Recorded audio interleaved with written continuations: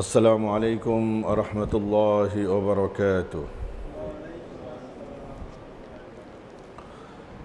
إن الحمد لله نحمده ونستعينه ونستغفره ونؤمن به ونتوكل عليه ونعوذ بالله من شرور أنفسنا ومن سيئات أعمالنا.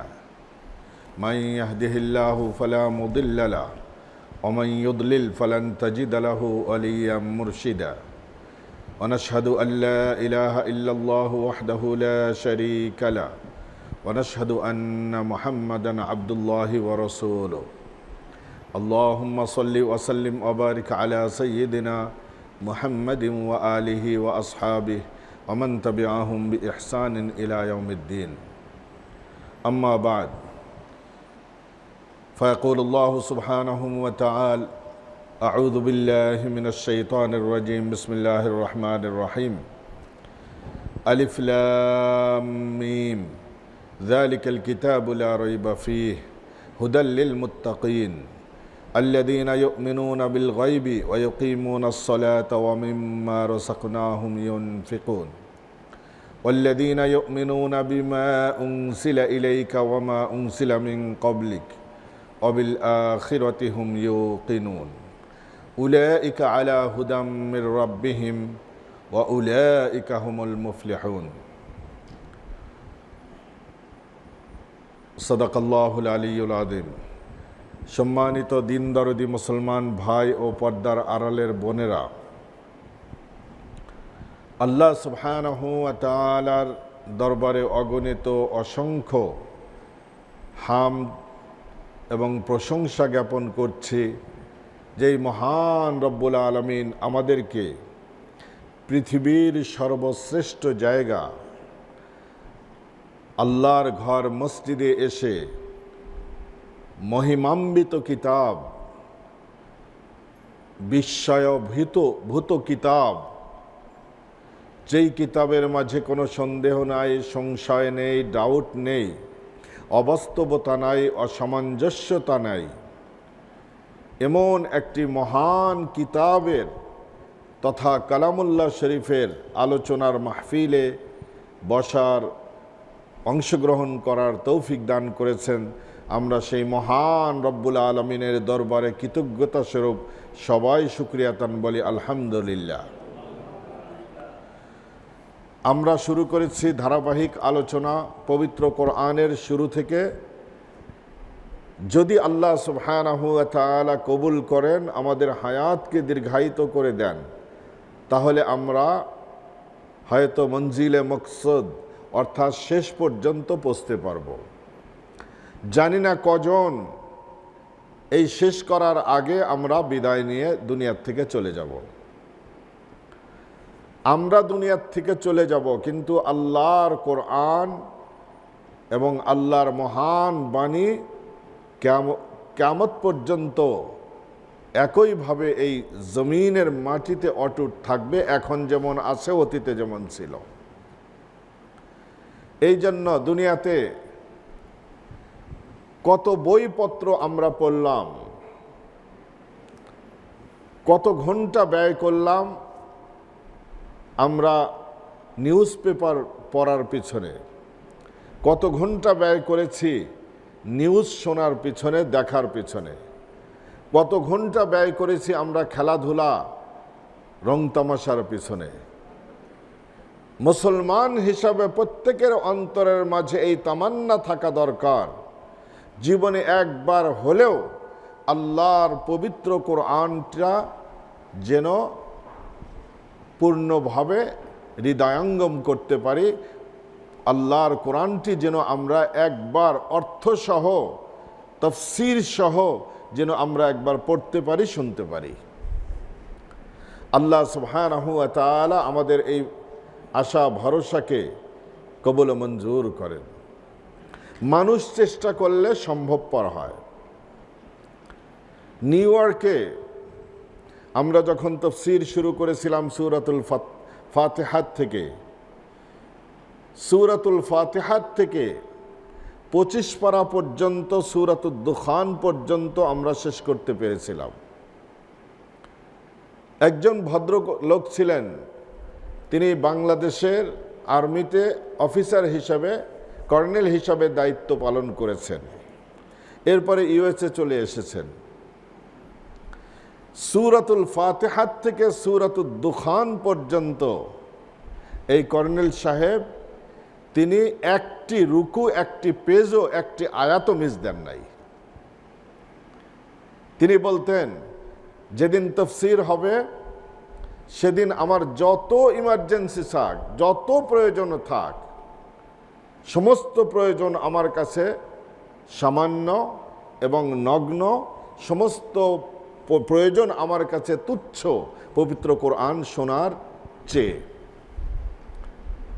আল্লাহ সুবহানাহু ওয়া তাআলার বান্দাদের মাঝে কত ধরনের তামান্না থাকে। তো আল্লাহ সুবহানাহু ওয়া তাআলা যেন আমাদের অন্তরে পড়া এবং শোনার আগ্রহ থাকে, আল্লাহ পাক যেন আমাদেরকে কবুল করেন যে পুরা কোরআন শরীফটা যেন আমরা তাফসীর করতে পারি, শুনতে পারি। ওমা তাওফীকি ইল্লা বিল্লাহ আলাইহি তাওয়াক্কালতু ওয়া ইলাইহি উনীব। আমরা সংক্ষিপ্ত পরিসরে সূরাতুল ফাতিহা প্রথম সূরার তাফসীর শেষ করেছি। আজকে আমরা পবিত্র কোরআনের সবচেয়ে দীর্ঘ সূরা সূরাতুল বাকারার তাফসীর শুরু করতে যাচ্ছি। দেখুন, সূরাতুল বাকারা পবিত্র কোরআনের 2.5 পারা জুড়ে এক সূরা। এত বড় আর কোনো সূরা নাই। এই সূরাতুল বাকারাতে সর্বমোট কতটি আয়াত কেউ বলতে পারেন? জি, 286টি আয়াত। এবং বিল ইত্তেফাক এই সূরা হলো মাদানী সূরা। 2 ধরনের সূরা আছে পবিত্র কোরআনে, 2 ধরনের আয়াত আছে। কিছু আয়াত হলো মক্কি আয়াত আর কিছু হলো মাদানী আয়াত।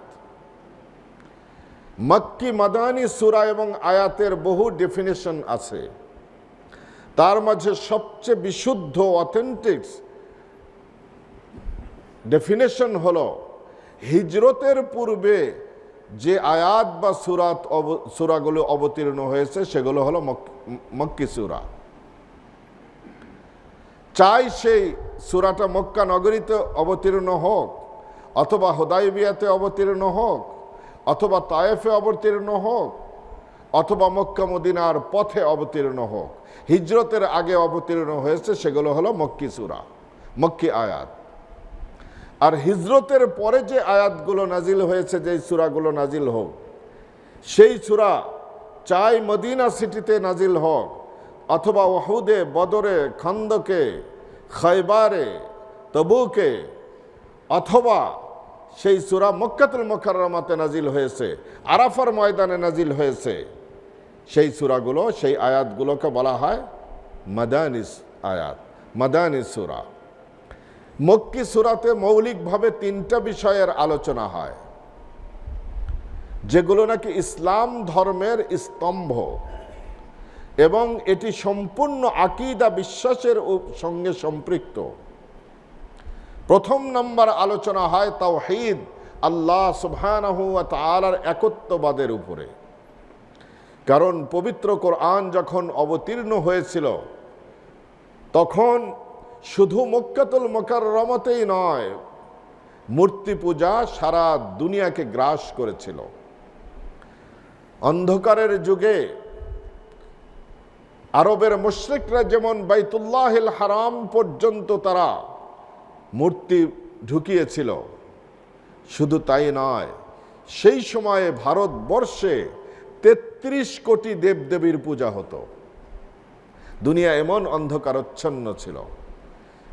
সেই সময় মানুষের আকীদা, বিশ্বাস, তাওহীদ, আল্লাহর একত্ববাদের দাওয়াত দেওয়াটাই সবচাইতে বড় দাওয়াত ছিল। এই জন্য তাওহীদের আলোচনা হয়। ঈসা আলাইহিস সালাতু ওয়াস সালাম থেকে মুহাম্মদুর রাসূলুল্লাহ সাল্লাল্লাহু আলাইহি ওয়াসাল্লাম পর্যন্ত 500 বৎসরের ঊর্ধ্বে এই বিরাট একটি গ্যাপের মাঝে কোনো নবী আসেন নাই। এই জন্য মানুষ রিসালাত থেকে দূরে সরে গিয়েছিল। রিসালতের মর্মার্থ তারা বুঝতে পারে নাই, অনুধাবন করতে পারেনি। মানুষকে এই রিসালতের দাওয়াত দেওয়ার জন্য মক্কি সূরায় দ্বিতীয় সাবজেক্ট আলোচনা হয় হলো রিসালত সম্পর্কে। আর মক্কার মুশরিকরা তারা এক পর্যায়ে আখেরাতে অবিশ্বাসী ছিল। আখেরাত বলতে তাদের সামনে কোনো জিনিস ছিল না। তারা দুনিয়ার মোজ, দুনিয়ার রং তামাশাকেই নিজেদের জীবনের সব কিছু মনে করত। যেমন এখন দুনিয়ার একটি বিরাট অংশের মানুষ তারা আখেরাতকে বিশ্বাস করে না। এই জন্য মক্কি সূরাগুলোতে আখেরাতের আলোচনা হয়েছে, জাহান্নামের আলোচনা হয়েছে, জান্নাতের আলোচনা হয়েছে, আল্লাহর নিয়ামতের আলোচনা হয়েছে, শাস্তির আলোচনা হয়েছে। তাহলে মক্কি সূরাতে মৌলিকভাবে তিনটা জিনিসের আলোচনা হয়। তিনটি জিনিস আকীদার সাথে সম্পর্ক, বিশ্বাসের সাথে সম্পর্ক। এক নম্বর হলো তাওহীদ, দুই নম্বর রিসালাত, তিন নম্বর আখিরাত। আর মদিনাতে হিজরতের পরে ইসলাম অনেকটা এস্টাবলিশ হয়ে গিয়েছে। বহু মানুষের আকীদা বিশ্বাস সংশোধন হয়ে গিয়েছে, বহু মানুষ রিসালাতে বিশ্বাসী হয়ে গেছে, বহু মানুষ আখিরাতে বিশ্বাসী হয়ে গেছে। এখন তাদের জন্য আমলি জিন্দেগি, আমলি বিধিবিধান তাদেরকে দেওয়া এটা জরুরি হয়ে পড়েছে। এই জন্য শরীয়তের যে আহকাম বিধানাবলী আছে, এই বিধানগুলো ফরায়েদ, ওয়াজিবাত, সুনান, মুস্তাহাব্বাত এবং হালাল, হারাম, মাকরুহাত, এই বিধিবিধানের আয়াতগুলো নাজিল হয়েছে হিজরতের পরবর্তীতে। হিজরতের পরবর্তীতে আল্লাহ সুবহানাহু ওয়া তাআলা বিধিবিধানের আলোচনা করেছেন। সমগ্র কোরআনে 500টি আয়াত আছে যেগুলো বিধিবিধানের সাথে সম্পৃক্ত। দেখুন 6000-এর ঊর্ধ্বে আয়াত, 6500-এর মতো আয়াত, তার মাঝে শুধু 500টি আয়াত বিধিবিধানের সাথে সম্পৃক্ত। আর নবী আলাইহিস সালাতু ওয়াস সালামের এই বিশাল হাদিস ভান্ডারের মধ্য হতে 3000 হাদিস বিধিবিধানের সাথে সম্পৃক্ত। আর অন্যগুলো তাহলে কেন? অন্যগুলো পূর্বের উম্মতদের ধ্বংসলীলা, আল্লাহর কুদরতের নিদর্শন, মানুষের আখলাক সংশোধন, মানুষের চরিত্র গঠন, মানুষের নৈতিকতা শেখানো, এই সমস্ত বিষয়ে আলোচনা হয়েছে। সূরাতুল বাকারা এমন একটি সূরা, সবচাইতে বেশি বিধিবিধান আল্লাহ সুবহানাহু ওয়া তাআলা এই সূরাতে নাজিল করেছেন। এত বেশি বিধিবিধান আর অন্য কোনো সূরাতে নাজিল হয় নাই। এই সূরাতে আল্লাহ সুবহানাহু ওয়া তাআলা মানুষের আকীদা সম্পর্কে আলোচনা করেছেন, ইবাদত সম্পর্কে আলোচনা করেছেন, মুআমালাত লেনদেন সম্পর্কে আলোচনা করেছেন, মুআশারাত মানুষের সঙ্গে ডিলিংস, মানুষের সঙ্গে বসবাস, সামাজিকতার শিক্ষা দিয়েছেন, আখলাক মানুষের ক্যারেক্টার সংশোধন করেছেন, বিয়ে শাদী যেটি মানব জীবনের একটি মৌলিক অধ্যায়, সেই বিয়ে শাদীর বিধানও বলি, কার সঙ্গে কার বিয়ে করা যাবে আর কার সাথে বিয়ে করা যাবে না, বিয়ের মাঝে কতটুকু মোহর দেওয়া লাগবে, মোহরের বিধান কি, বিয়েটা কিভাবে হতে হবে, এই বিয়ে শাদী সম্পর্কে আলোচনা হয়েছে। স্বামী স্ত্রীর মাঝে বিয়ে হওয়ার পরেও তাদের মাঝে সামঞ্জস্যতা সৃষ্টি নাও হতে পারে, সেই জন্য তাদের মাঝে তালাক তথা ডিভোর্সেরও প্রয়োজন হতে পারে। ডিভোর্সের যে শরঈ বিধান, এই বিধান আল্লাহ সুবহানাহু ওয়া তাআলা এই সূরাতে আলোচনা করেছেন। এরপরে ডিভোর্সের পরে একটা সার্টেন টাইম পর্যন্ত নারীদেরকে অবস্থান করতে হয়, এই সময়ের ভিতরে তারা বিয়ে করতে পারে না। কারণ হলো কি? কারণ হলো এই সময় পূর্বের স্বামীর বাচ্চা তার পেটে থাকতে পারে। এই জন্য এই সার্টেন টাইমটা অপেক্ষা করার নাম হলো ইদ্দাত। ইদ্দতের আলোচনা হয়েছে। এরপরে এই সূরাতে, সূরার শুরু দিক দিয়ে আল্লাহ সুবহানাহু ওয়া তাআলা মুমিন বান্দাদের গুণাবলী এবং বৈশিষ্ট্যের আলোচনা করেছেন। কাফেরদের আলোচনা, গুণাবলী, দোষ, আকীদা এবং বৈশিষ্ট্য সম্পর্কে আলোচনা করেছেন। এরপরে বিস্তারিতভাবে মুনাফিকদের আলোচনা করেছেন। মুনাফিকদের কথাও তিনি তুলে ধরেছেন এই সূরাতে। এরপরে আল্লাহ সুবহানাহু ওয়া তাআলা মানব জাতির সর্বপ্রথম সৃষ্টি সাইয়্যিদনা আদম আলাইহিস সালাতু ওয়াস সালামকে কিভাবে সৃষ্টি করা হলো, প্রেক্ষাপটটা কেমন ছিল, এই সম্পর্কে আল্লাহ সুবহানাহু ওয়া তাআলা দীর্ঘ আলোচনা করেছেন। এরপরে আল্লাহ সুবহানাহু ওয়া তাআলা আলোচনা করেছেন আহলে কিতাব বনি ইসরাইলদের সম্পর্কে, বনি ইসরাইলদের বক্রতা স্বভাব, আর তারা যুগে যুগে নবীগণকে কি হার্ড টাইম দিয়েছেন, এই সম্পর্কে আল্লাহ সুবহানাহু ওয়া তাআলা আলোচনা করেছেন। এছাড়াও আরো অনেক বিষয়ে এই সূরাতে আলোচনা হয়েছে। এটি হলো সর্বদীর্ঘায়িত হলো সূরা। এই সূরাতে আল্লাহ সুবহানাহু ওয়া তাআলা সর্বপ্রথম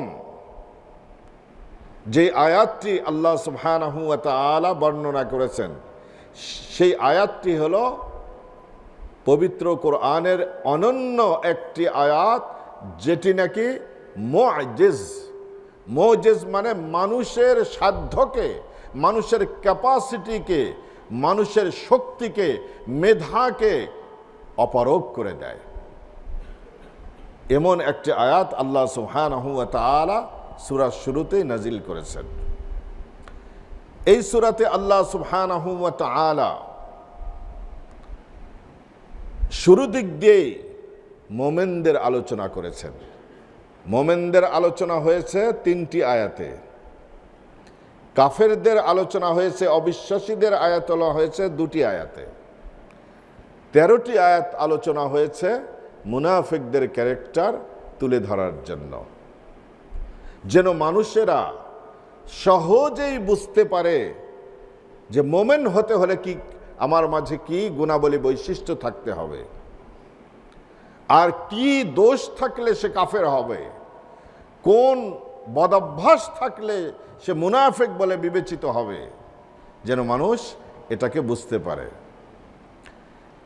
তো আমরা ইনশাআল্লাহ আল্লাহ সুবহানাহু ওয়া তাআলার অনুগ্রহে আমরা সূরাতুল বাকারার আমরা আলোচনা শুরু করতে যাচ্ছি।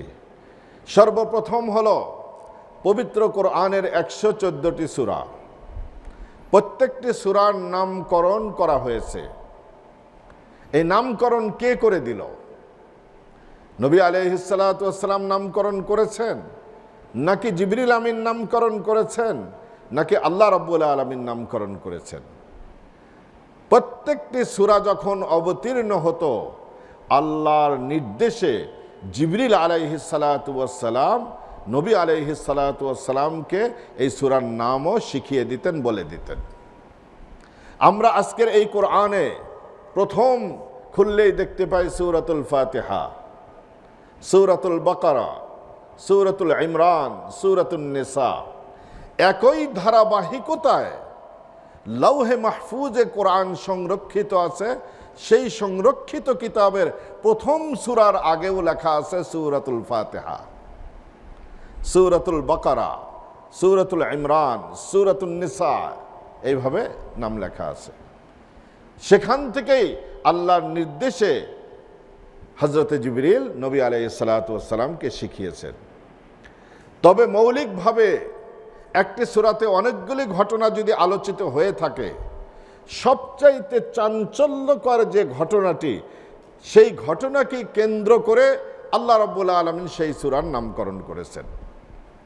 সূরাতুল বাকারায় বনি ইসরাইলের অগণিত অসংখ্য ঘটনাবলী বর্ণনা হয়েছে। তালুত জালুত বাদশার আলোচনা হয়েছে, বিধিবিধানের আলোচনা হয়েছে, রমাদানের রোজার আলোচনা হয়েছে, হজের আলোচনা হয়েছে বিস্তারিতভাবে, নামাজের আলোচনা হয়েছে। কিন্তু আল্লাহ সুবহানাহু ওয়া তাআলা সূরার নাম রাখলেন হলো সূরাতুল বাকারা। বাকারাতুন শব্দের অর্থ হলো গাভী। এই সূরাতে একটি চাঞ্চল্যকর ঘটনা বর্ণিত হয়েছে।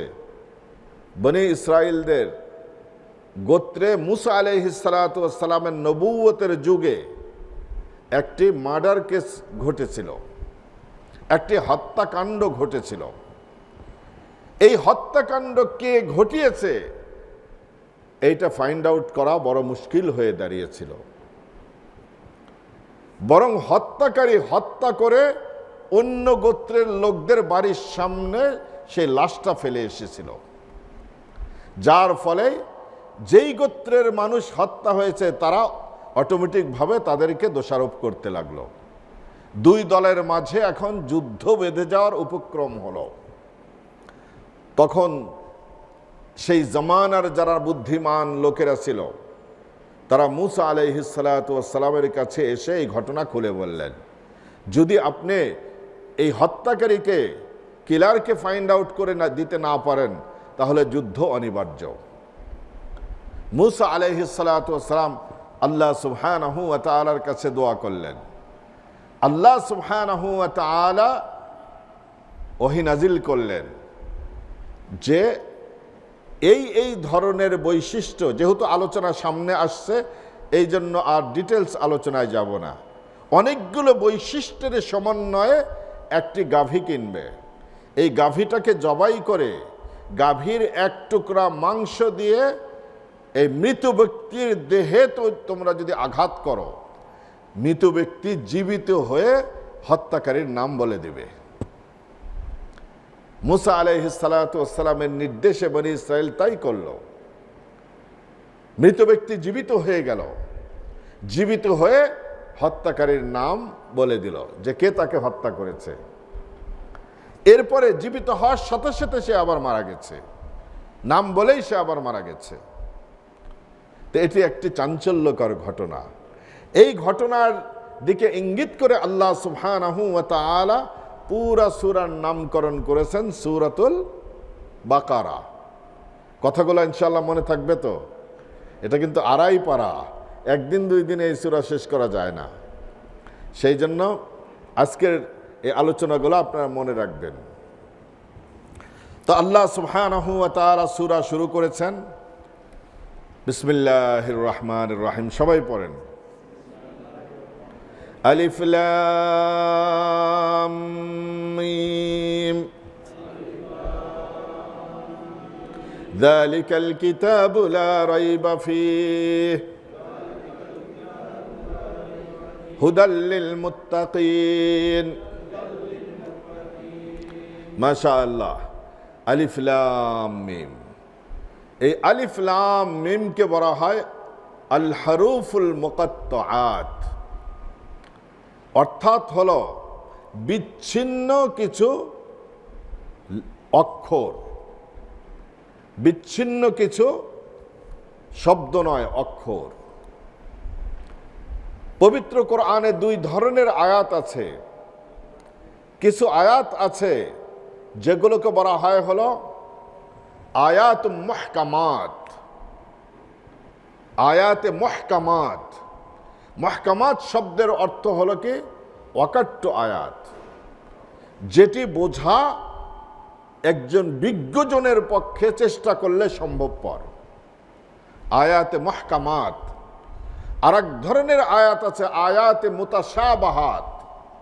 মুতাশাবাহাত অর্থাৎ হলো যেই আয়াতগুলো অর্থ হৃদয়ঙ্গম করা, বোঝা কারো পক্ষে সম্ভব না, নবীর পক্ষেও সম্ভব না। আল্লাহ সুবহানাহু ওয়া তাআলা সূরাতুল ইমরানের প্রথম রুকুতে বলেন, হুয়াল্লাযী আনজালা আলাইকাল কিতাবা মিনহু আয়াতুম মুহকামাত ওয়া উখারু মুতাশাবিহাত। তিনি হলেন সেই মহান রব্বুল আলামিন যিনি এই পবিত্র কোরআন অবতীর্ণ করেছেন। এই কোরআনে দুই ধরনের আয়াত তিনি নাজিল করেছেন। আয়াতুম মুহকামাত হুন্না উম্মুল কিতাব। প্রথম নম্বর হলো আয়াতে মুহকামাত, অকাট্য আয়াত, যেটি বোঝা, হৃদয়ঙ্গম করা যেটি সম্ভবপর। আর ওয়া উখারু মুতাশাবিহাত, আর কিছু আয়াত এমন আছে যেগুলো মুতাশাবিহাত। মুতাশাবিহাত আয়াত আল্লাহ সুবহানাহু ওয়া তাআলা বলছেন এটা হৃদয়ঙ্গম করা কারো পক্ষে সম্ভবপর না। ফাআম্মাল্লাযীনা ফী কুলূবিহিম যায়গুন ফায়াত্তাবিউনা মা তাশাবাহা মিনহু ইবতিগাআল ফিতনাহ।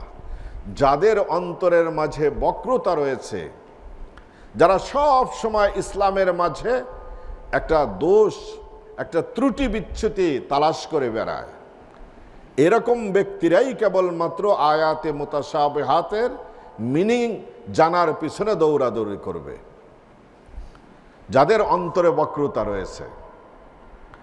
আর যারা নেককার, পরহেজগার, মুত্তাকি, বিজ্ঞজন, ওমা ইয়ালামু তা'ওয়ীলাহু ইল্লাল্লাহ ওয়ার রাসিখুনা ফিল ইলমি, যাদেরকে শরীয়তের পূর্ণাঙ্গ জ্ঞান দান করা হয়েছে, ওহির জ্ঞান দান করা হয়েছে, তাদেরকে বলা হয় রাসিখ ফিল ইলম। তারা কি বলবে?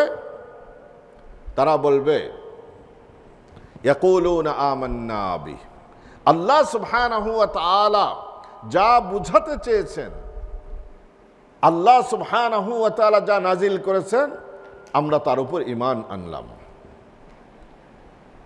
আর এগুলো বোঝার পিছনে তারা অযথা সময় নষ্ট করবে না।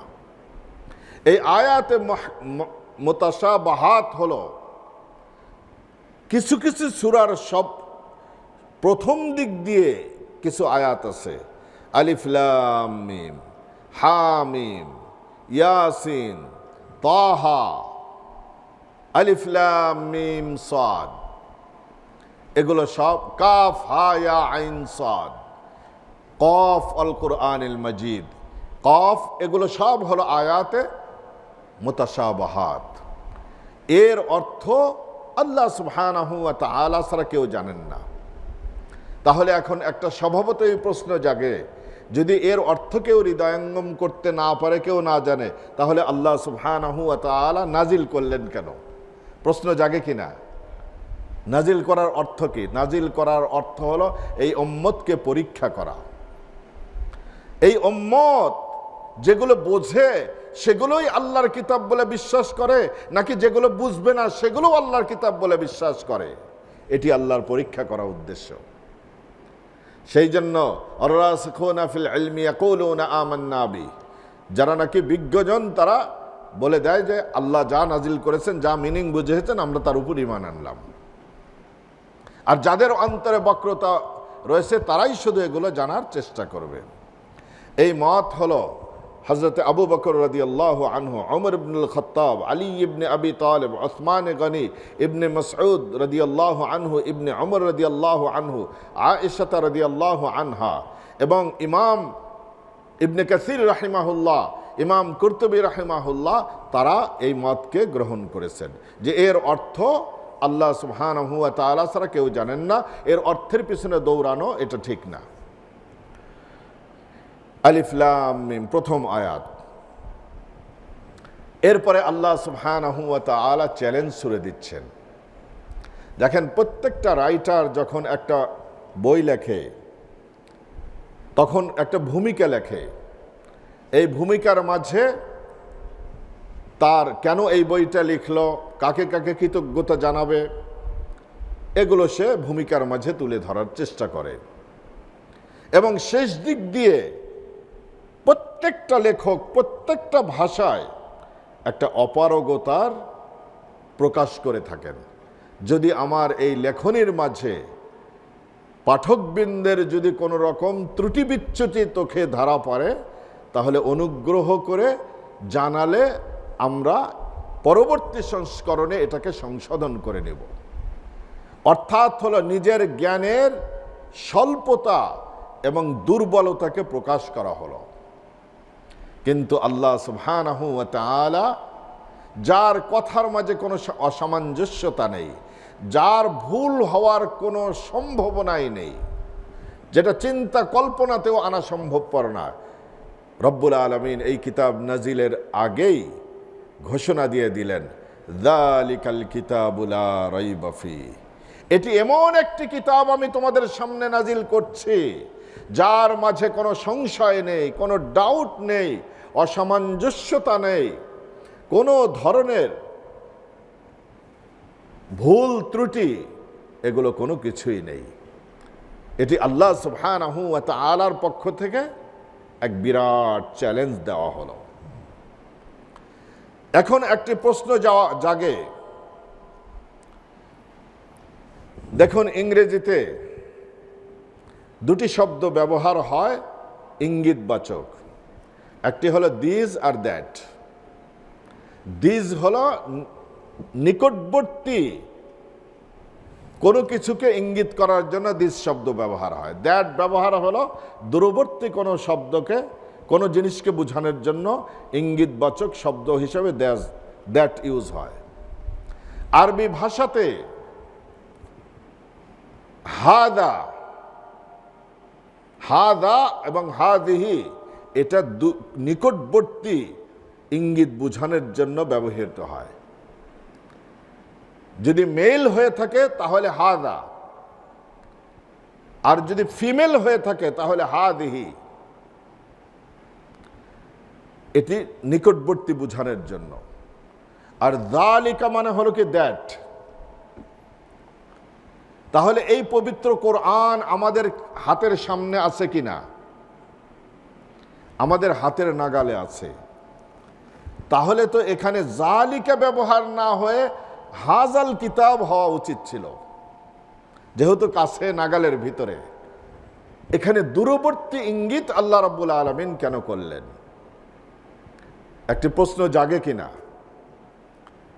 আল্লাহ সুবহানাহু ওয়া তাআলা দুটি মৌলিক কারণে এখানে দূরবর্তী ইঙ্গিতবাচক শব্দকে এখানে ব্যবহার করেছেন।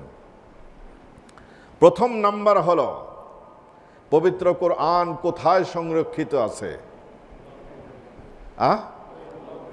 বলেন আপনারা, খালি ঘুমালে হবে? ইব্রাহিম ভাই, সিদরাতুল মুনতাহা। ইব্রাহিম ভাই, মাশাআল্লাহ মাশাআল্লাহ, সাকিনা নাজিল হয়, মাশাআল্লাহ। কোরআন লৌহে মাহফুজে সংরক্ষিত আছে। লৌহে মাহফুজ কাছে না দূরে? লৌহে মাহফুজ কত দূরে? মানুষের কল্পনার চেয়েও বেশি। কি স্পেস সেন্টারের কাছাকাছি নাকি আরেকটু দূরে? রকেট টকেট নিয়ে লৌহে মাহফুজে যাওয়া যাবে না? সুবহানাল্লাহ। বাল হুয়া কুরআনুম মাজিদুন ফি লাওহিম মাহফুজ। এই কোরআনকে আমি সংরক্ষিত রেখেছি লৌহে মাহফুজে, এবং লৌহে মাহফুজ হলো আরশুর রহমান। আরশুর রহমানের পাশেই একটি বোর্ডের নাম হলো লৌহে মাহফুজ। সেই লৌহে মাহফুজে আল্লাহ সুবহানাহু ওয়া তাআলা প্রত্যেক দিন কমপক্ষে 360 বার রহমতের দৃষ্টি নিক্ষেপ করেন। সমস্ত মানুষের ভাগ্যলিপি সেখানে লেখা আছে, সমস্ত আসমানি কিতাব সেখানে লেখা আছে। লৌহে মাহফুজ আল্লাহর আরশের কাছে। আল্লাহর আরশের কাছে, আরশটা কত বড়! ওয়াসিআ কুরসিয়ুহুস সামাওয়াতি ওয়াল আরদ। আসমান জমিনটাকে আল্লাহ সুবহানাহু ওয়া তাআলার কুরসি ঘেরাও করে রেখেছে। একটি দৃষ্টান্ত দিয়ে হুজুর বুঝিয়েছেন, বিরাট একটি খোলা ময়দানের ভিতরে যদি একটা মার্বেল ফেলে দেওয়া হয়, এই এত বড় বিশাল মাঠের এই মার্বেলটা কোনো জিনিস হলো? কোনো জিনিস না। আল্লাহর কুরসির সামনে হলো আসমান, জমিন, গ্রহ, নক্ষত্র, সব কিছু হলো মার্বেলের চেয়ে আরো ছোট। সেই আল্লাহ সুবহানাহু ওয়া তাআলা কুরসির পাশে হলো লৌহে মাহফুজ। তাহলে লৌহে মাহফুজ অনেক দূরে। আল্লাহ সুবহানাহু ওয়া তাআলা ইঙ্গিত করে দিলেন, বান্দা তুমি কি মনে করেছো এটা সাধারণ একটি কিতাব যে নিজের পায়ের উপরে রাখবা? তুমি কি মনে করেছো এমন একটা সাধারণ কিতাব যেটাকে অজু ছাড়াই তুমি ধরবা? তুমি কি মনে করেছো এটা সাধারণ একটি কিতাব যেটাকে তুমি গোসল ছাড়াই ধরবা, যেখানে সেখানে ফেলে রাখবা? এই কিতাবের উপর পানির বোতল রাখবা, এই কিতাবের উপর তুমি অন্য বই রাখবা, এই কিতাবকে তুমি অসম্মানের সাথে দেখবে? এটা কি এমন কিতাব? জেনে রাখো এটা হলো ওই কিতাব যেই কিতাবকে আমি লাউহে মাহফুজে সংরক্ষণ করে রেখেছি, সেখান থেকে কপি করে তোমার হাতে দেওয়া হয়েছে। সুবহানাল্লাহ। দেশের সংবিধানকে মানুষ সম্মান করে নাকি যেখানে সেখানে ফেলে রাখে? বলেন। সম্মান করে, কারণ হলো দেশের একটা সংবিধান, তার পবিত্র কোরআন হলো আল্লাহ সুবহানাহু ওয়া তাআলার দেওয়া সবচেয়ে বিশুদ্ধ সংবিধান মানবচের জন্য। তাহলে এটাকে সম্মান করা লাগবে কিনা? তাহলে এই কিতাবকে পায়ের উপর রাখা যাবে? সুবহানাল্লাহ। এই কিতাবকে ফ্লোরে ফেলে রাখা যাবে? এই কিতাবকে যে কোনো জায়গায় রাখা যাবে? এই কিতাবের উপর পানির বোতল রাখা যাবে? কয় যে একটা বড় দলিল হয়ে গেছে, কয় আরব ভাইরা করে। আরে ভাই, আরব ভাইরা কি শরীয়ত নাকি? আরব ভাইরা কি শরীয়ত নাকি? আরব ভাইরা তো দুনিয়ার কুকর্মও করে, তাহলে আপনিও করেন দুনিয়ার কুকর্ম। সবচেয়ে বেশি কুকর্ম এখন দুনিয়াতে এভারেজ তারাই করে। কোনো মানুষ দলিল হতে পারে না। আল্লাহ সুবহানাহু ওয়া তাআলা এই কিতাবকে কিভাবে সম্মানিত করে রেখেছেন, এই কিতাবকে আল্লাহ কিভাবে মর্যাদাশীল করেছেন, এই জন্য আমাকে সেভাবে মর্যাদাশীল কিতাব হিসাবে আমাকে গ্রহণ করা লাগবে। যার অন্তরে পবিত্র কোরআনের যত বেশি শ্রদ্ধা থাকবে, কোরআন দিয়ে সে তত বেশি হেদায়েত হাসিল করতে পারবে। আর যত বেশি শ্রদ্ধা কমবে, কোরআন সারাদিন পড়বে, সারাদিন শুনবে, তাফসীর শুনবে, কোনো বেনিফিট হবে না। শ্রদ্ধার সাথে এই কিতাব তেলাওয়াত করা লাগবে। এই শ্রদ্ধার দিকে ইঙ্গিত করার জন্য দালিকা বলেছেন আল্লাহ। আর একটা হলো সূরাতুল ফাতিহায় আল্লাহ সুবহানাহু ওয়া তাআলা অসীম এক মমতার সাথে আমাদেরকে একটি দোয়া শিখিয়েছেন। পুরা সূরাতুল ফাতিহার সামারি হলো সেই দোয়াটা। সেই দোয়াটা কি বলেন? মনে নাই? আল্লাহু আকবার। কালামুল লাইলি ইয়ামহুন নাহার, সকালের বিকেলে ভুলে যায়। সারা রাত ইউসুফ জুলাইখার কিচ্ছা শুই না, সকালবেলা হুজুরকে যা বললেন যে হুজুর একটা কথা তো বললেন না, জুলাইখা পুরুষ না মহিলা? ইহদিনাস সিরাতাল মুস্তাকিম, হে আল্লাহ আমাদেরকে সঠিক সরল পথে পরিচালিত করো। আল্লাহ রাব্বুল আলামিন এই দোয়া আমাদেরকে শিখিয়েছেন। এই দোয়া আমরা নামাজের প্রত্যেক রাকাতে আমরা এই দোয়া করি, ইহদিনাস সিরাতাল মুস্তাকিম, ইহদিনাস সিরাতাল মুস্তাকিম। আল্লাহ সুবহানাহু ওয়া তাআলা বান্দার এই দোয়া কবুল করে বলেন যে বান্দা, তুমি যে সিরাতে মুস্তাকিমের উপর পরিচালিত নিজের জীবনকে করার জন্য যে দোয়া করেছো, আমি তোমার দোয়া কবুল করে তোমাকে সেই সিরাতে মুস্তাকিমের রাস্তা দেখালাম। সেটা হলো এই পবিত্র কোরআন, যালিকাল কিতাবু লা রাইবা ফিহি থেকে মিনাল জিন্নাতি ওয়ান নাস। এটিই হলো সিরাতে মুস্তাকিম। কেউ যদি সিরাতে মুস্তাকিমের উপর নিজেকে উঠাতে চায় তাহলে এই রাস্তার উপর উঠা লাগবে। দেখুন, রেলগাড়ি যে চলে, আসলে লোহা, যেই লোহাটার উপর দিয়ে চাকাগুলা ঘোরে, এই লোহার নাম হলো রেল। এর উপর দিয়ে গাড়ি যায়, এই জন্য রেলগাড়ি। এমন গাড়ি যেটা রেলের উপর দিয়ে চলে, লোহাটার নাম হলো রেল। রেলগাড়ির চাকাগুলো এমন সিস্টেমে লাগানো, যদি একদিকের চাকা পড়ে যায় আর এক দিকের চাকা ঠিক থাকবে? পড়ে যাবে কিনা? পড়ে যাবে। যদি চাকা একদিক থেকে যদি লাইনচ্যুত হয়ে যায় তাহলে এই গাড়িকে আর গন্তব্যস্থল পর্যন্ত যাওয়া সম্ভবপর না। যতক্ষণ পর্যন্ত এই গাড়ির চাকা দুটি এই রেলের উপর থাকবে তখন এই গাড়িটা গন্তব্যস্থল পর্যন্ত যাবে। বিদায় হজের ভাষণে নবী আলাইহিস সালাতু ওয়াস সালাম এক বিরাট শিক্ষা আমাদেরকে দিয়ে গেছেন, বিরাট আমানত আমাদেরকে দিয়ে গেছেন। তারাকতু ফীকুম আমরাইন লান তাদিল্লু মা আন তামাসসাকতুম বিহিমা। আমি হয়তো আর হজে নাও আসতে পারি, তোমাদের সঙ্গে আমি উপস্থিত নাও থাকতে পারি, আমি আগামী হজ পর্যন্ত দুনিয়ায় নাও থাকতে পারি, হতে পারে আল্লাহর সান্নিধ্যে আমি চলে যাব, তবে তোমাদের জন্য আমি দুটি জিনিস রেখে গেলাম। এই দুটি জিনিসের, এই রেলের উপর দিয়ে তোমার জীবন গাড়ি যদি পরিচালিত হয়, লাইনচ্যুত যদি না হয়, তাহলে তুমি সিরাতে মুস্তাকিমের উপর আছো। আর এই সিরাতে মুস্তাকিমের উপর যদি তোমার ইন্তেকাল হয়, তোমার গন্তব্যস্থল হবে হলো জান্নাতুল ফেরদৌস। আর যদি এই রাস্তার থেকে তোমার, এই রেলের থেকে, দুটি রেল থেকে তোমার গাড়ি যদি পড়ে যায়, লাইনচ্যুত হয়ে যায়, একটার থেকে পড়লে আর একটার থেকে পড়বে। একটি কি? কিতাব আল্লাহ। একটি হলো আমি আল্লাহর এই কিতাব রেখে গেলাম। তোমার জীবনের চাকাকে এই কিতাবের উপর রেখো। অসুন্নতি, আমি নবীর সুন্নাত রেখে গেলাম। তোমার জীবনের এই দুটি চাকা যেন, এক চাকা যেন কোরআনের উপর থাকে, কিতাবুল্লাহর উপর থাকে, আর এক চাকা যেন সুন্নাতের উপর থাকে। যদি সুন্নাতের চাকা, সুন্নাতের উপর থেকে চাকা পড়ে গেছে, অটোমেটিক কোরআন থেকে পড়ে যাবে। যদি কোরআন থেকে চাকা পড়ে গেছে, অটোমেটিক সুন্নাতের রেলের থেকে চাকা পড়ে যাবে। সেই জন্য কোরআন এবং সুন্নাহ দুইটার উপর দিয়ে জীবন গাড়ি চালানো লাগবে। আল্লাহ সুবহানাহু ওয়া তাআলা এদিকে ইঙ্গিত করেই বলতেছেন, যালিকাল কিতাব, এই কিতাব আমি তোমাদেরকে দান করলাম। তুমি যে সিরাতে মুস্তাকিমের রাস্তা দেখানোর জন্য আমি আল্লাহর কাছে দোয়া করেছিলাম, এটাই হলো সেই সিরাতে মুস্তাকিম। সেই জন্য যালিকাল কিতাবও বলেছেন আল্লাহ, লা রাইবা ফিহ, যার মাঝে কোনো সন্দেহ নাই, সংশয় নাই, ডাউট নেই, অসামঞ্জস্যতা নাই, অবাস্তবতা নেই যার মাঝে।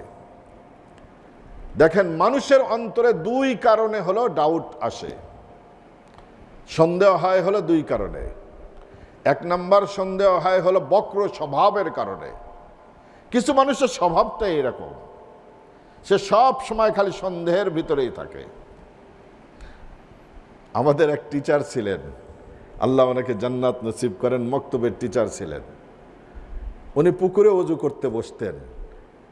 আমি একদিন পিছন থেকে, তখন তো ছাত্র জীবন, একটু বান্দামি স্বভাব তো ছাত্র জীবনে সবারই থাকে, যে হুজুর কয়বার মাথা মাসাহ করায়।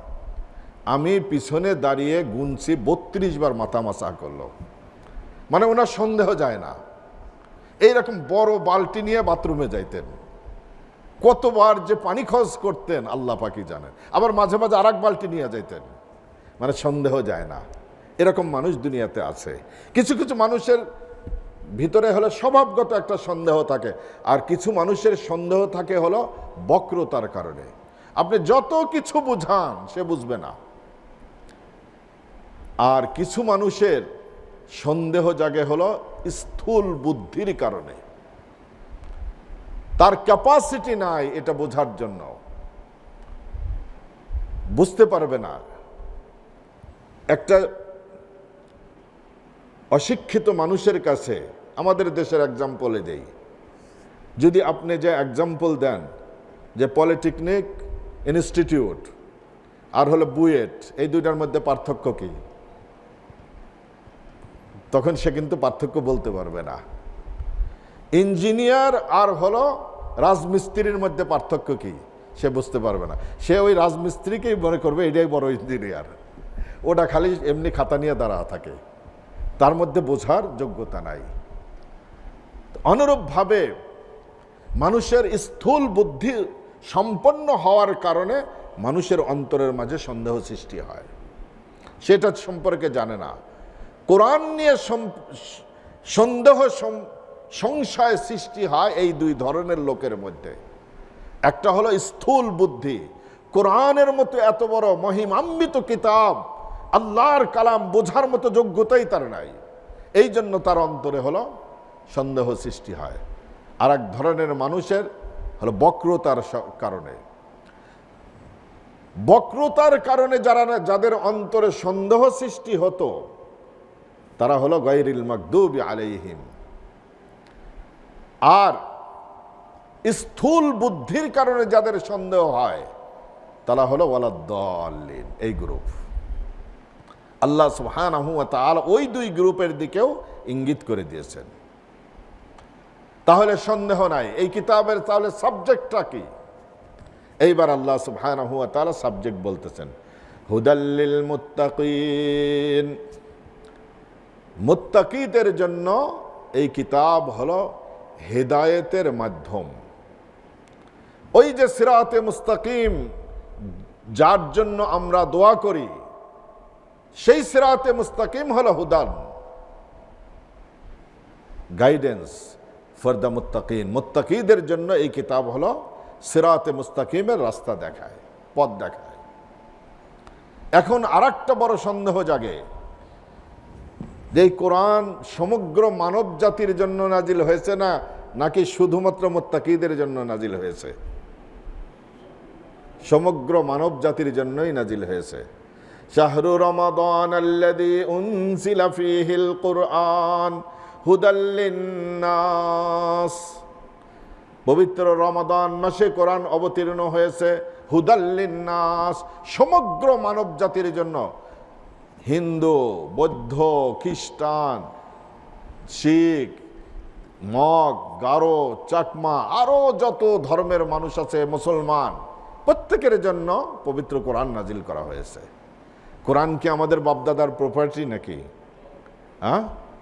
আমাদের বাপদাদার প্রপার্টি না।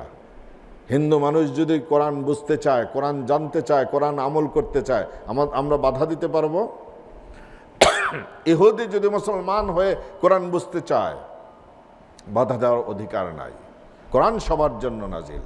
তাহলে পবিত্র কোরআন সবার জন্য নাজিল হয়েছে, সবার জন্য হেদায়েতের মাধ্যম। কিন্তু এই আয়াতে হুদাল্লিল মুত্তাকিন, মুত্তাকিদের জন্য হেদায়েতের মাধ্যম কেন বললেন? মুত্তাকি তো একটা ছোট্ট গ্রুপ, মানব জাতির তুলনা করলে মুত্তাকির গ্রুপ হলো অনেক ছোট। ওমা আকসারুন নাসি ওয়ালাউ হারাসতা বিমুমিনিন, আল্লাহ নিজেই বলছেন, হে নবী আপনি যতই আশা আকাঙ্ক্ষা করে থাকুন না কেন, যতই চেষ্টা করুন, দুনিয়ার অধিকাংশ মানুষ আপনার উপর ঈমান আনবে না। দুনিয়ায় মানুষের সংখ্যা কত বিলিয়ন এখন?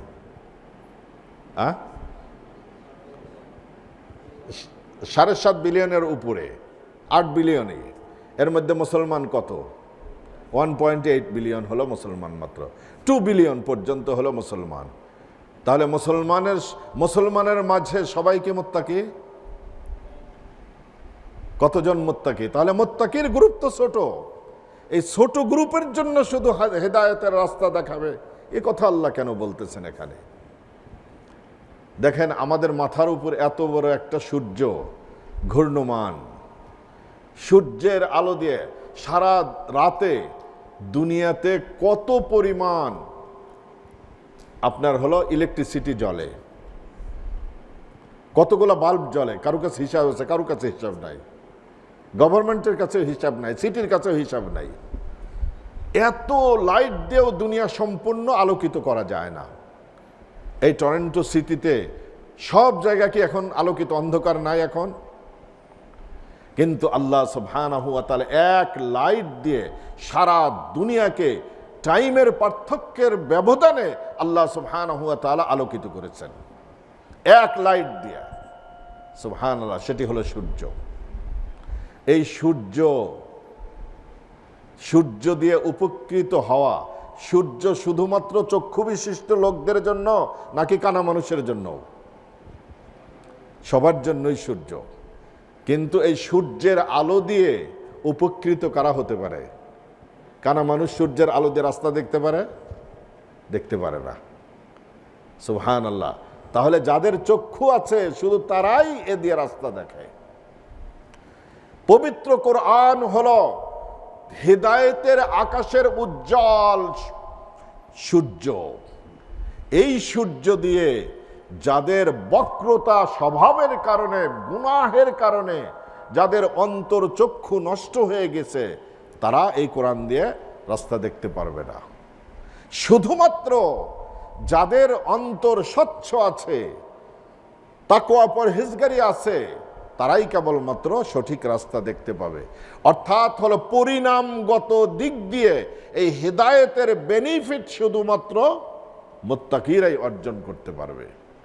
এটা পরিণামের দিকে লক্ষ্য করে বলা হয়েছে। হুদাল্লিল মুত্তাকিন, তাহলে সিরাতে মুস্তাকিম যে আমরা আল্লাহর কাছে আহ্বান করেছি, সেই সিরাতে মুস্তাকিম হলো এই কিতাব। এই কিতাব মুত্তাকিনদেরকেই সিরাতে মুস্তাকিমের রাস্তা দেখায়। তাহলে এই মুত্তাকি গ্রুপটা কারা? কি কি বৈশিষ্ট্য থাকলে তাকে মুত্তাকি বলা হবে, এটা জানা দরকার না? আল্লাহ সুবহানাহু ওয়া তাআলা সামনের 2 আয়াতে মুত্তাকিদের বৈশিষ্ট্য বর্ণনা করছেন। কয়টা বৈশিষ্ট্য? প্রথম নম্বর, আল্লাযীনা ইউমিনুনা বিল গায়ব, যারা নাকি অদৃশ্যভাবে আল্লাহর উপর ঈমান আনবে। প্রথম নাম্বার কোয়ালিটি এটা থাকা লাগবে। 2 নাম্বার হলো ওয়ায়ুকিমুনাস সালাহ, যারা নাকি নামাজ কায়েম করবে। দেখেন, নামাজ পড়ার কথা বলেন নাই আল্লাহ, কায়েম করার কথা বলছেন। 2 নম্বর বৈশিষ্ট্য। 3 নম্বর, অমিম্মা রাযাকনাহুম ইউনফিকুন, আমি আল্লাহ অনুগ্রহ করে তোমার অ্যাকাউন্টে যে আমি আল্লাহ তোমাকে রিজিক দান করেছি, সেই রিজিক থেকে তুমি আমি আল্লাহর রাস্তায় কিছু ব্যয় করবে। এটা হলো 3 নম্বর গুণ। 4 নম্বর গুণ হলো ওয়াল্লাযীনা ইউমিনুনা বিমা উনজিলা ইলাইক ওয়া মা উনজিলা মিন ক্বাবলিক, হে নবী, আপনার উপর যে কিতাব নাজিল করা হলো এই কিতাবে তারা বিশ্বাসী হবে, কিতাবের উপর ঈমান আনবে, এবং পূর্ববর্তী নবীগণের উপর যে কিতাব নাজিল করা হয়েছে সেগুলোর উপরও ঈমান আনবে। আসমানি কিতাব সবগুলোর উপর তারা ঈমান আনবে। আর 5 নম্বর হলো অবিল আখিরাতি হুম ইউকিনুন, তারা আখিরাতে বিশ্বাসী হবে। এই দুনিয়ার জীবন একমাত্র জীবন নয়, এই দুনিয়ার জীবনের পরে অনন্য এক জীবন রয়েছে, যার শুরু আছে শেষ নেই। এমন একটি জীবন আছে। দেখেন, আটলান্টিক মহাসাগরের শুরু আছে, শেষও আছে।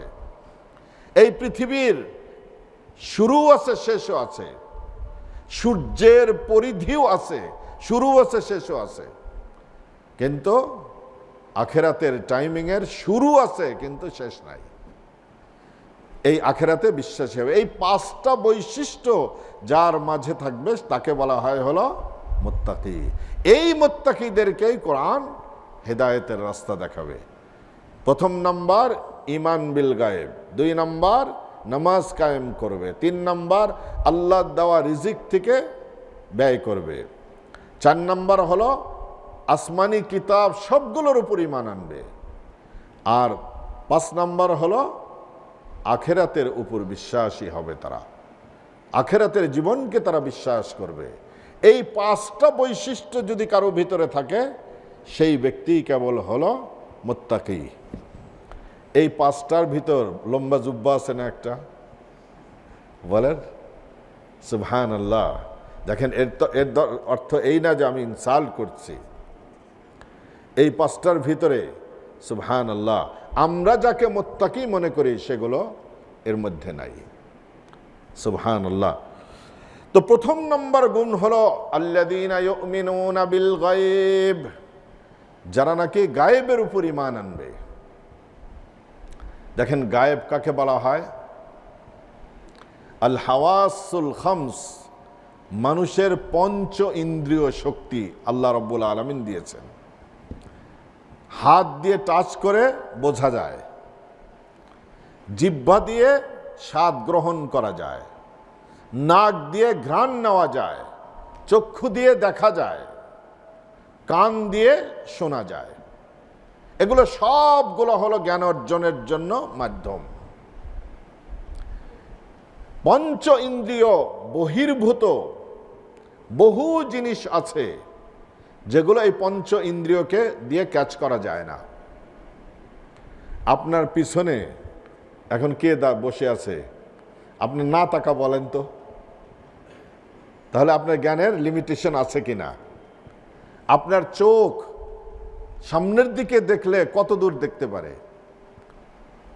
কিছু একটা সার্টেন ডিস্টেন্স পর্যন্ত দেখতে পারে, এরপরে আর পারে না। সুবহানাল্লাহ, এখানে অপারগতা আছে। যেখানে পঞ্চ ইন্দ্রিয় অপারগ হয়ে যায়, সেই জায়গায় জ্ঞান অর্জনের জন্য প্রয়োজন হলো ওহীর। এই জন্য আল্লাহ সুবহানাহু ওয়া তাআলা ওহী নাজিল করে মানুষের জ্ঞান অর্জনের ব্যবস্থা করেছেন। ঈমান বিল গায়ব বলা হয় পঞ্চ ইন্দ্রিয় বহির্ভূত এমন কোন বিশেষ সংবাদ, যেই সংবাদকে পঞ্চ ইন্দ্রিয় দিয়ে কারো পক্ষে ক্যাচ করা সম্ভবপর না, আয়ত্তে আনা সম্ভবপর না, এমন বিষয়গুলোকে শুধুমাত্র সংবাদদাতার বিশ্বস্ততার উপর ভিত্তি করে বিশ্বাস করে নেওয়ার নাম হলো ঈমান বিল গায়ব। দেখুন, এক্সাম্পল দিলে আপনারা সুন্দর করে বুঝবেন। জান্নাত কেউ চোখে দেখেছেন? দেখেছেন? একমাত্র আব্দুল হাই ভাই দেখছে। আর রহস্য বললাম না, তাই না? রহস্য আপনারা উদ্ঘাটন করে নিয়ে, তারা জান্নাত কেউ দেখি না, বিশ্বাস করি কিনা? নাকি বিশ্বাস করি না? জাহান্নাম কেউ দেখেছেন? বিশ্বাস করেন কেউ? সুবহানাল্লাহ। নবী আলাইহিস সালাতু ওয়াস সালাম মেরাজের রাত্রিতে মক্কাতুল মুকাররমাত থেকে মসজিদুল আকসা থেকে ঊর্ধ্বগমনে সিদরাতুল মুনতাহা জান্নাত দোজখ যে সফর করে আসলেন, আবার ফজরের আগে মক্কায় ফিরে আসলেন। এটা মানুষের, এটা পঞ্চ ইন্দ্রিয় এটাকে ক্যাচ করতে পারে। কিন্তু বিশ্বাস করি কিনা? বিশ্বাস করি। কেন বিশ্বাস করি? বিশ্বাস এই জন্য করি, দুজন বিশ্বস্ত সংবাদদাতা সংবাদ দিয়েছেন। একজন হলো আল্লাহ রাব্বুল আলামিন। আল্লাহ রাব্বুল আলামিন জান্নাতের বর্ণনা পবিত্র কোরআনে দান করেছেন, জাহান্নামের ভয়াবহতার আলোচনা কোরআনে করেছেন। আর আরেকজন হলেন মুহাম্মাদুর রাসূলুল্লাহ সাল্লাল্লাহু আলাইহি ওয়াসাল্লাম, এই সংবাদ দিয়েছেন। এমন ব্যক্তি যাকে নবুয়তের আগে পর্যন্ত তার প্রতিবেশীরা, আত্মীয়রা, তার নগরীর মানুষেরা যাকে আলামিন খেতাব দিয়ে রেখেছিল, এবং নবী আলাইহিস সালাতু ওয়াস সালামের উপর তারা বহু তহমত অপবাদ দিয়েছে, কিন্তু নবীর ক্যারেক্টারের উপর কেউ কোনো অপবাদ দিতে পারে নাই। এমন বিশ্বস্ত মানুষ সংবাদ দিয়েছেন। এই জন্য এই বিশ্বস্ত সংবাদদাতার বিশ্বস্ততার উপর ভিত্তি করে পঞ্চ ইন্দ্রিয় বহির্ভূত জিনিসকে আমরা মেনে নিচ্ছি। কবরের আযাব দেখা যায়, সুবহানাল্লাহ। একদিন আমি পিকারিং কবরস্থান জিয়ারত করতে গেছি। এক মুসলমান ভাই যে দেখি তার আব্বার কবরের উপর সেলফোনে কোরআন শরীফ হলো রেকর্ড করে, কোরআন শরীফ হলো ছেড়ে দিয়ে তার আব্বার কবরের উপর রেখে দিয়ে বসে আছে। কি বেনিফিট হবে বলেন? সুবহানাল্লাহ। দুবাইতে যদি আপনারা যান, শেখ জায়েদের কবর আছে। শেখ জায়েদের দুবাইয়ের যে সবচেয়ে সুন্দর মসজিদ, দুবাই না, আবুধাবিতে যে সবচেয়ে সুন্দর মসজিদটা, এটাকে মসজিদ, কিন্তু এটা যদি আপনি ভিতরে যান মনে করবেন যে মিউজিয়াম। আমি একদিন এশার নামাজে গুনেছি মাত্র 20 জন মুসল্লি, কিন্তু দিনে কমপক্ষে 5 থেকে 6-7 হাজার হলো ট্যুরিস্ট এই মসজিদ দেখার জন্য আসে। এশার নামাজে 20 জন মুসল্লি, সুবহানাল্লাহ। এই মসজিদের এক কোনায় হলো শেখ জায়েদ, তার হলো কবর। এখানে 24 আওয়ার বাই রোটেশন কারীরা হলো পবিত্র কোরআন তেলাওয়াত করে, এবং কবরের উপরে হলো মাইক্রোফোন লাগানো। যদি তুর্কিতে আল্লাহ পাক আপনাদেরকে ইস্তাম্বুলে যাওয়ার তৌফিক দেন, ইনশাআল্লাহ নিয়াত করেন নভেম্বরে ইনশাআল্লাহ ইস্তাম্বুলে যাওয়ার প্রোগ্রাম। তপকাপি মিউজিয়াম, যেখানে নবী আলাইহিস সালাতু ওয়াস সালাম, সাহাবায়ে কিরাম, পূর্ববর্তী নবীগণের ব্যবহৃত বহু জিনিস আছে যেটা পৃথিবীর আর কোথাও নাই। সেখানেও 24 আওয়ার হলো কারীরা হলো কোরআন তেলাওয়াত করে। এখানে কোনো কবরকে কেন্দ্র করে না, এখানে কবর ছাড়াই, এটা হলো তাদের একটা ট্রেডিশন। তুর্কিদের অনেক ট্রেডিশন আছে। তো যাই হোক, নবী আলাইহিস সালাতু ওয়াস সালাম যে আমাদেরকে কবরের আযাবের কথা বলে গেছেন, এই জন্য তো আমরা বিশ্বাস করি। আল্লাহ সুবহানাহু ওয়া তাআলা কবরের আযাবের কথা কোরআন শরীফে উল্লেখ করেছেন। বহু স্থূল বুদ্ধির অধিকারী মানুষেরা বলা বলি করে থাকে পবিত্র কোরআনে কবরের আযাবের কোনো আয়াত নাই, সে হলো খুঁজে পায় না, এই জন্য বলে যে নাই। আন্নারু ইউরাদুনা আলাইহা গুদুওয়ান ওয়া আশিয়া ওয়া ইয়াওমা তাকুমুস সাআতু আদখিলু আলা ফিরআউনা আশাদ্দাল আযাব। আন্নারু ইউরাদুনা আলাইহা গুদুওয়ান ওয়া আশিয়া, ফিরআউন এবং তার সহচরদের কবরে সকাল সন্ধ্যায় আগুন প্রজ্বলিত করা হয়। তাহলে কবরের আযাব কোরআনে নাই, খুঁজে পায় না। আবার অনেক বেকুফ আছে, কয় নামাজের টাইমিংয়ের কথা পবিত্র কোরআনে কোথাও নাই। 5 বার আছে, 5 সূরাতে নামাজের টাইমিংয়ের আলোচনা আছে, সে খুঁজে পায় না, সেই জন্য বলে যে নাই। আল ইয়াদু বিল্লাহ। তো ঈমান বিল গায়েব বলা হয় পঞ্চ ইন্দ্রিয় বহির্ভূত কোনো সংবাদকে সংবাদদাতার বিশ্বস্ততার উপর ভিত্তি করে মেনে নেওয়ার নাম হলো ঈমান বিল গায়েব।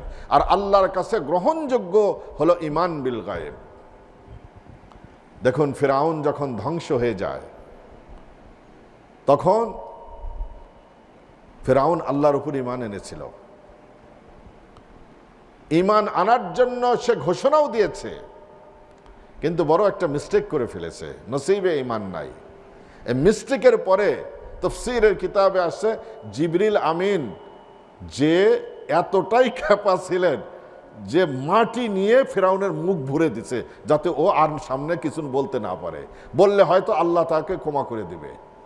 এই জন্য জিবরিল আমিন এতটাই অসন্তুষ্ট ছিলেন। আল্লাহ সুবহানাহু ওয়া তাআলা পবিত্র কোরআনে সূরাতুল ইউনূসে ইরশাদ করেন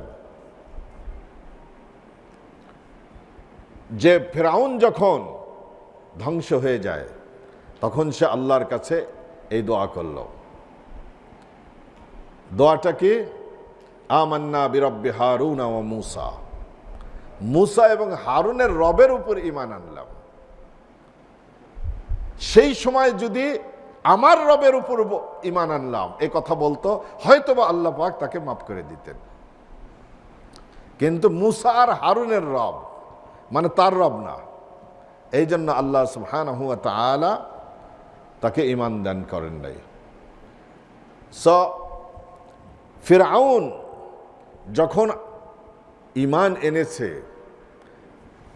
ঈমান আনার সময় সে আযাবে পতিত হয়ে গেছে, আযাব দেখা শুরু হয়ে গেছে, মৃত্যুর যমদূত উপস্থিত হয়ে গেছে। তাহলে এই যে সে ঈমান আনলো, এটা তো মৃত্যু দূতকে দেখে, মালাকাল মউতকে দেখে হলো সে ঈমান আনলো। এই জন্য তার ঈমান বিল গায়েব হয়নি। ঈমান বিল গায়েব না হওয়ার কারণে আল্লাহ সুবহানাহু ওয়া তাআলা তার ঈমান কবুল করেন নাই। 3 সময় মানুষের তওবা কবুল হয় না। 1 নম্বর, মৃত্যুর জাকান্দানি, যেটা আমরা সাধারণ ভাষাতে বলে জাকান্দানি শুরু হয়ে গেছে। মালাকাল মউতের গ্রুপ অপারেশন থিয়েটারে এসে গেছে, তারা সব হলো অস্ত্রপাতি এখন ধার দিচ্ছে। এই অবস্থায় তওবা কবুল হয় না। 2 নম্বর, কোন জাতিকে আল্লাহ সুবহানাহু ওয়া তাআলা ধ্বংসের সিদ্ধান্ত নিয়ে ফেলেছেন, আযাব এসে গেছে, আযাব পতিত হচ্ছে, আর তওবা করলে তওবা কবুল হবে না। কারণ সে আল্লাহকে না দেখে বিশ্বাস করে নাই, এই পানিশমেন্ট দেখে সে বিশ্বাস করতেছে।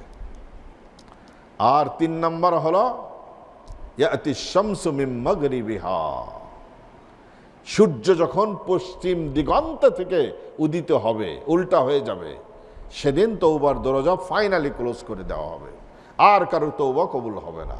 এটা কিয়ামতের একদম শেষ দিকের বড় আলামতগুলোর একটি আলামত। সেই জন্য প্রথম ঈমান বিল গায়ব ওয়া ইয়াকিমুনাস সালাহ, 2 নম্বর বৈশিষ্ট্য মুত্তাকিদের, যারা নাকি নামাজ কায়েম করবে। নামাজ কায়েম করার অর্থ দণ্ডায়মান করা, কোনো কিছুকে ধরে এটাকে দাঁড় করিয়ে দেওয়া, এটাকে বলা হয় হলো কিয়াম। তাহলে নামাজকে কিভাবে দাঁড় করাবেন? নামাজকে ওয়াক্ত অনুযায়ী যেখান থেকে আজান হয় সেখানে গিয়ে ফরায়েদ, ওয়াজিব, সুন্নাত, মুস্তাহাব্বাত সব ঠিক রেখে ইকামতের সাথে তাকবীরে উলার সাথে নামাজ আদায় করার নাম হলো ইকামতে সালাত। এটি এক অর্থ। আর এক অর্থ হলো সমাজের মাঝে নামাজকে এস্টাবলিশ করা, গভর্নমেন্টের পক্ষ থেকে, সামাজিকভাবে সমাজের পক্ষ থেকে নামাজকে কায়েম করা। যেমন সৌদি আরবে 80-র দশকে, 90-এর দশক পর্যন্ত যারা সৌদি ভিজিট করেছেন তারা খুব ভালো করে জানেন মোতাওয়া পুলিশ ছিল তাদের, অর্থাৎ হলো ধর্মীয় পুলিশ। এটাকে বিলুপ্ত করে দিয়েছে এই ডিপার্টমেন্টটাই। কারণ হলো কি, বদমাশি শয়তানি আনার জন্য প্রয়োজন হলো এই ধর্মীয় পুলিশকে প্রথম বিলুপ্ত করা লাগবে, নইলে এই শয়তানি বদমাশিকে এস্টাবলিশ করা যাবে না। এই জন্য এই ডিপার্টমেন্টকে, এই MBS এসে সর্বপ্রথম এই ডিপার্টমেন্টে হাত দিয়েছে। যেমন বাংলাদেশের স্বাধীনতার সূর্যকে ডুবিয়ে দেওয়ার জন্য চৌকস সেনাবাহিনীকে ধ্বংস করা প্রয়োজন ছিল, সেই জন্য শেখ হাসিনা ক্ষমতা এসে প্রথম এই জায়গা হাত দিছে। সেনাবাহিনীর কোমর যখন ভেঙে গেছে তখন তার ক্ষমতা পাকাপোক্ত হয়েছে এবং পুরা নেশনটাকে দাসত্বের শৃঙ্খলায় আবদ্ধ করতে সে সক্ষম হয়েছে। এখন তো পুরা নেশনটা একটা দাস। অনেকের কাছে ভালো লাগবে না, দিস ইজ দ্য ট্রু। এই জন্য দেখেন আল্লাহ সুবহানাহু ওয়া তাআলা এদেরকে হিদায়াত দান করেন। ন্যাটোর যে সম্মেলন হয়ে গেল, এখানে অনেক মুসলিম দেশ, তারাও হলো, তাদেরকে ইনভাইট করা হয়েছিল, অনেক মুসলিম দেশের প্রতিনিধিরা। কেউ একটা শব্দ প্যালেস্টাইনের পক্ষে বলে নাই, কিন্তু Spanish prime minister, I thanks him, সে যে জোরালোভাবে গাজার মুসলিম মুসলমানদের পক্ষে যে ন্যাটোর সম্মেলনে বক্তৃতা দিছে, এই জন্য মুসলমানদের পক্ষ থেকে তাকে হলো থ্যাঙ্কস জানানো দরকার, আল্লাহর কাছে দোয়া করা দরকার, আল্লাহ তাকে যেন হিদায়াত দিয়ে জান্নাতুল ফিরদৌস আল্লাহ যেন নসিব করেন তাকে। সুবহানাল্লাহ। তো সৌদি আরবে যখন আমরা প্রথমে 80-র দশকের দিকে গেছি, মোতাওয়া পুলিশরা রাস্তায় রাস্তায় ঘুরত। আজান হয়ে গেছে, কেউ দোকান খোলা রেখেছে, তার দোকানের লাইসেন্স শেষ। আজান হয়ে গেছে, কেউ বাইরে দাঁড়া আছে, মসজিদের দিকে যাচ্ছে না, তো মোতাওয়া পুলিশরা পিটানো শুরু করত। একটা মানুষও বেনামাজি ছিল না তখন, প্রত্যেকটা মানুষ নামাজ পড়তো। এরকম একটা পরিবেশে হয়ে গেছিল। আপনি লাখ টাকার অফার দেন, দোকানদার আজানের পরে বিক্রি করবে না। এখন সৌদিতে গেলে আপনারা এই কথাগুলো বিশ্বাসও করবেন না। আমার চোখে দেখেছি আমি। এখন যে উত্তর পাশে, মসজিদে নববীর উত্তর পাশে যে বড় বড় হোটেলগুলা, এই জায়গাটা হলো ফিলে মার্কেট ছিল।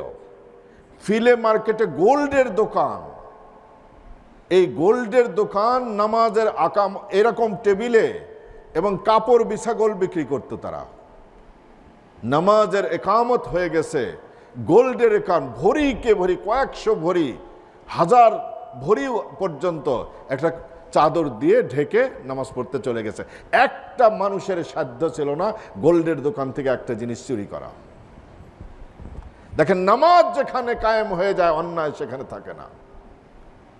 আমি নামাজ পড়তেছি, এখন আমার হাতে তো রাষ্ট্রীয় কোনো ক্ষমতা নাই, আমি নামাজ কায়েম করব কোথায়?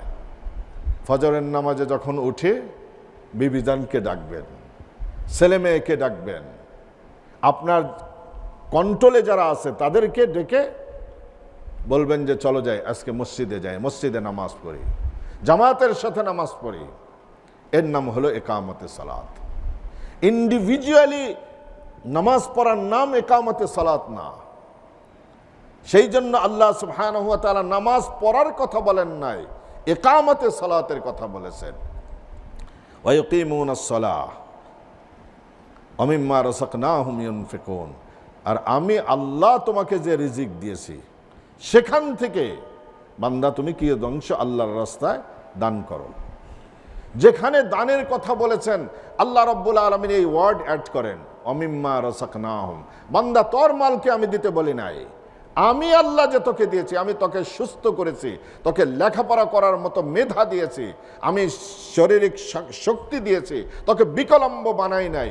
বান্দা আমার দেওয়া মেধাকে ব্যয় করে, আমি আল্লাহর দেওয়া শক্তিকে ব্যয় করে তোমাকে যে আমার দেওয়া রিজিককে অন্বেষণ করছো, এই রিজিকের কিয়দাংশ একটি অংশ তুমি আমি আল্লাহর রাস্তায় ব্যয় করো। এর মাঝে যাকাত আসছে, সাদাকাতুল ফিতর আসছে, কোরবানি আসছে, নফল চ্যারিটি আসছে, মসজিদে দান করা আছে, মাদ্রাসায় দান করা আছে, স্কুল কলেজ বানানো আছে, সবগুলো এর মধ্যে ইনক্লুড। আবার অমিম্মা রাযাকনাহুম, মিন এটা হলো তাবঈদিয়া, আরবি গ্রামারের পরিভাষায় বলা হয়। বান্দা সব দিয়ে তুই ফকির হয়ে যাস না, তোর সম্পদের একটা অংশ দিবি, অল্প অংশ দিবি। 100 টাকার মালিক হলে 2.5 টাকা যাকাত দিবি। 1000 টাকার মালিক হয়ে থাকলে 25 টাকা যাকাত দিবি। আর 975 টাকা বান্দা তোর, সবটা দিয়ে আগামীকাল ভিক্ষার হাত মানুষের কাছে বাড়াবি না। অমিম্মা দিয়ে আল্লাহ এদিকেও ইঙ্গিত করে দিলেন। আর অমিম্মা রাযাকনাহুম, রাযাকনাহুম দিয়ে বান্দা তুমি যে দান করলা এটা তোমার সম্পদ না, আমি আল্লাহর দেওয়া সম্পদ।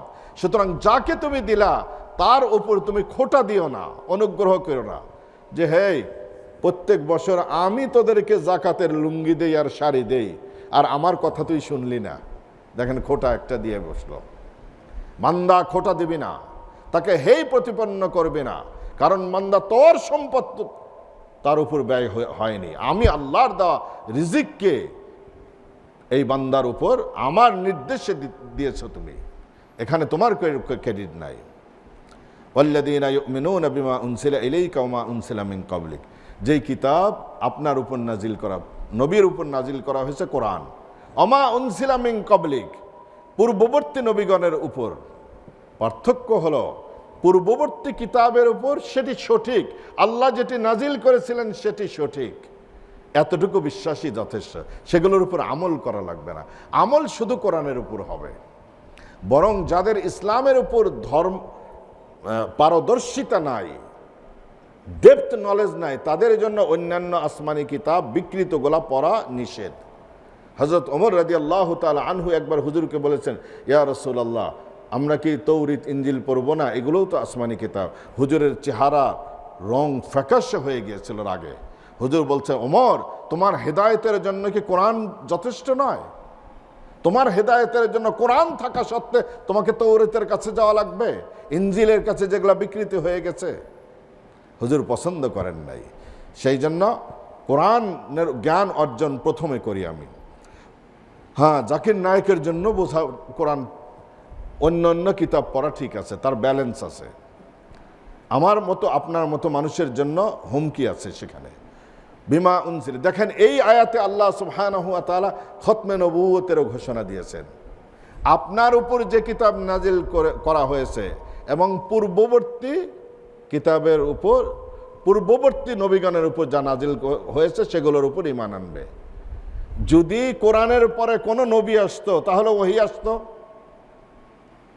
ওহী আসতো তাহলে তার উপর আসমানি কিতাব নাজিল হতো, তাহলে আল্লাহ সুবহানাহু ওয়া তাআলা বলতেন আপনার উপর যা নাজিল করা হয়েছে পূর্ববর্তী উম্মতের পূর্ববর্তী কিতাবের উপর এবং পরবর্তী কিতাবও আল্লাহ বলতেন। কিন্তু এখানে পরবর্তীর কথা না বলে আল্লাহ ইঙ্গিত করে দিয়েলেন কোরআন হলো ফাইনাল কিতাব, মুহাম্মদুর রাসূলুল্লাহ ফাইনাল নবী। অবিল আখিরাতি হুম ইউকিনুন, আর তারা আখেরাতে বিশ্বাসী হবে। আখেরাতের জীবন দুনিয়ার জীবন একমাত্র জীবন নয়, আরও জীবন আছে, এইটা বিশ্বাস করবে। এই 5টা গুণ যার মধ্যে থাকবে সে হলো মুত্তাকি। আর মুত্তাকিদের পুরস্কার উলাইকা আলা হুদাম মির রাব্বিহিম, এরা হলো তাদের রবের পক্ষ থেকে হেদায়েতের উপর আছে। দেখেন, নিজের যোগ্যতা নয়, আল্লাহর পক্ষ থেকে হেদায়েতের উপর আছে। ওয়া উলাইকা হুমুল মুফলিহুন, আর এরাই কেবলমাত্র সফল কাম হবে। আল্লাহ সুবহানাহু ওয়া তাআলা মুমিনদের, যাদেরকে কোরআন হুদাল্লিল মুত্তাকিন বলেছেন, হেদায়েতের রাস্তা দেখায়, তাদের এই 5টি গুণ আল্লাহ বর্ণনা করলেন। আল্লাহ সুবহানাহু ওয়া তাআলা আমাদের প্রত্যেককে এই গুণাবলীগুলো অর্জন করে খাঁটি মুমিন হয়ে দুনিয়া আখিরাতে কল্যাণকামী হওয়ার তৌফিক দান করেন। ওয়া আখিরু দাওয়ানা আনিল হামদুলিল্লাহি রাব্বিল আলামিন।